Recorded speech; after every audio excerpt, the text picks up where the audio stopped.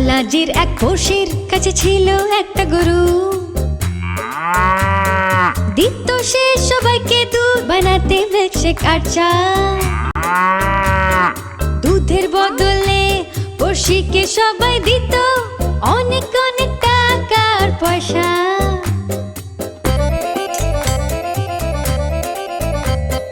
টাকা পয়সা দেখে লালাজিও তখন আনলো গরু দুধ বেচবে বলে। কিন্তু লালাজি গরু পুষতে জানতো না, দুধ দুইতে পারতো না। গরুটা হতো খুব অবাক,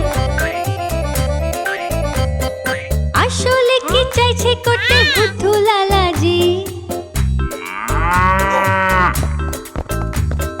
পড়শিকে দেখে যদি লালাজি হিংসে না করতো,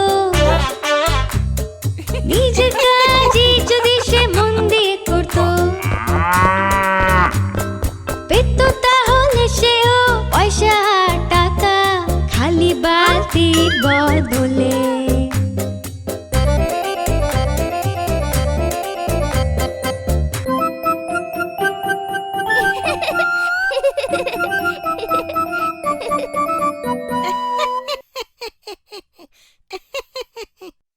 আমাদের নিজেদের কাজে মন দেওয়া